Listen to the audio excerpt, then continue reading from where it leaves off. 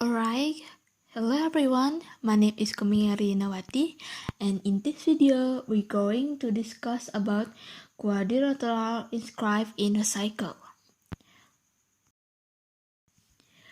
First, let's talk cycles. All points on this cycle are equidistant from this point, which is called the center of the cycle. Many of you already know the distance from the center to any point in the cycle is always constant and is called the radius of cycle. So, a cycle is the set of all points in the plane that are fixed distance, the radius, from a fixed point, the center. And now we move on. We are going to talk about quadrilateral inscribed in a cycle. So here we have a quadrilateral that is inscribed in a cycle. So what does it mean that a quadrilateral is inscribed in a cycle? For one thing, you could think of it as being inside of the cycle, but technically, a quadrilateral is inscribed in a cycle if all of its vertices are on a cycle, and we could see that the case. Each vertex of the quadrilateral is on a cycle, so we could say that quadrilateral ABCD is inscribed in a cycle. In geometry, a quadrilateral inscribed in a cycle, also known as a cyclic quadrilateral or chordal quadrilateral. In quadrilateral inscribed cycle, the four sides of the quadrilateral are the core of the cycle. There are two theorems about a cyclic quadrilateral. Let's take a look. But before we start to prove the first theorem, we need to remember an angle at the circumference of a cycle is half the angle at the center subtended by the same arc. The first theorem of a cyclic quadrilateral states that the opposite angles in a cyclic quadrilateral are supplementary, i.e. the sum of the opposite angles is equal to 180 degrees. The proof is, let ABCD be a cyclic quadrilateral with O the center of the cycle. Join the radius OA and OC, and let alpha and gamma be the angles at the center, as shown on the diagram.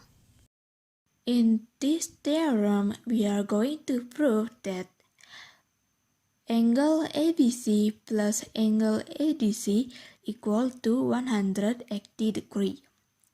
So then, alpha plus gamma equal to 360 degrees because alpha and gamma are angles in a revolution at O.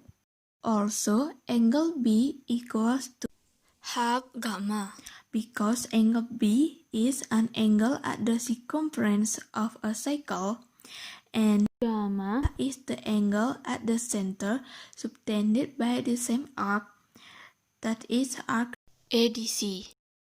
Like I said, an angle at the circumference of a cycle is half the angle at the center subtended by the same arc.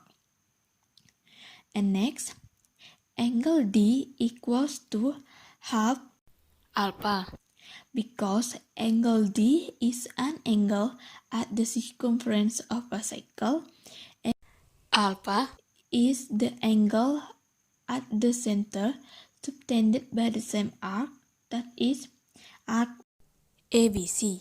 So, angle B plus angle D equals to half alpha plus half gamma equals to 180 degrees.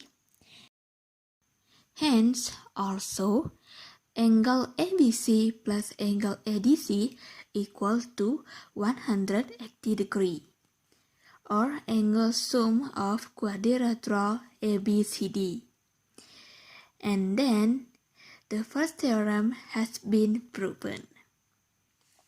Next, the second theorem of cyclic quadrilateral states that an exterior angle of a cyclic quadrilateral is equal to opposite interior angle. In this theorem, we want to prove that angle PCB equals to angle A. So we can see in the diagram to the left, PC is produced to P to form the exterior angle PCB.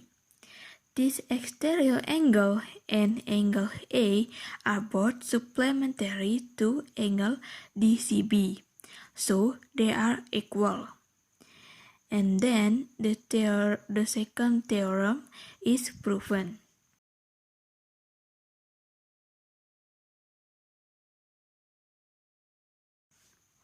Alright, let's take a look for the example. Example number 1. Find the measure of the missing angles X and Y in the diagram below.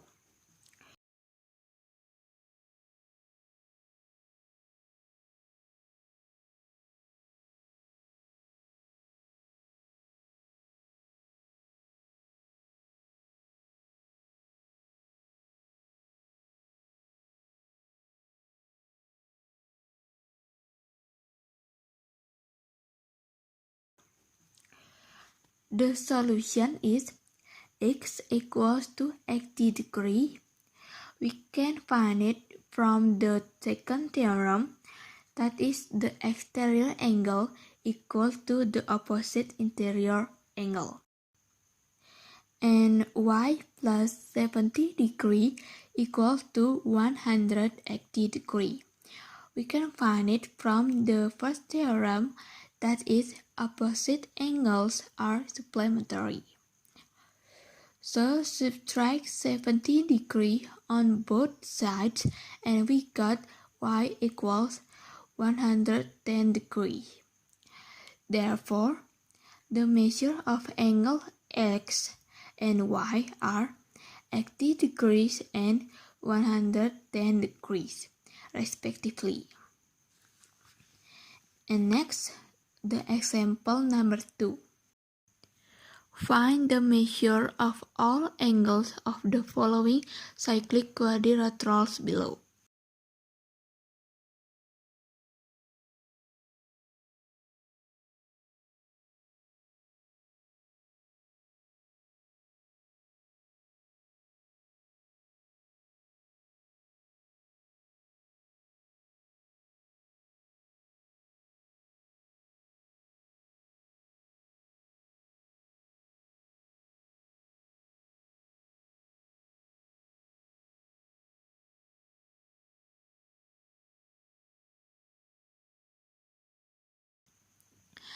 The solution is, we all already know that the sum of opposite angle equals to 180 degree.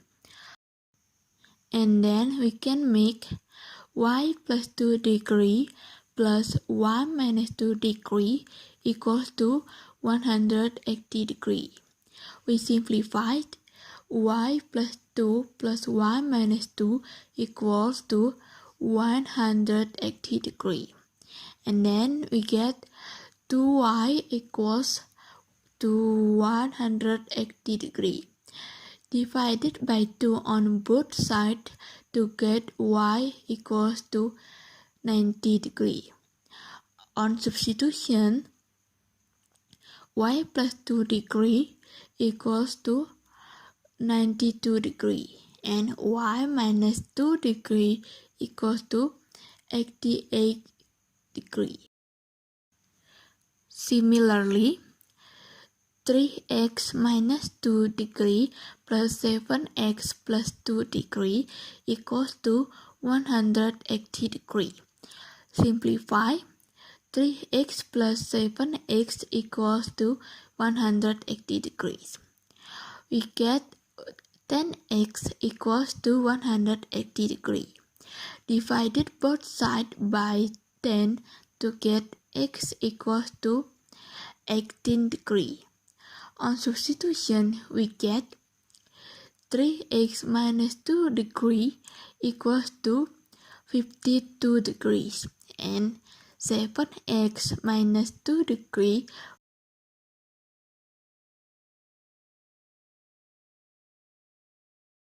equals to 128 degrees. Alright, we're nearly at the end of the video. Thank you so much for watching, and see you in the next video. Bye bye and have a good day. Thank you.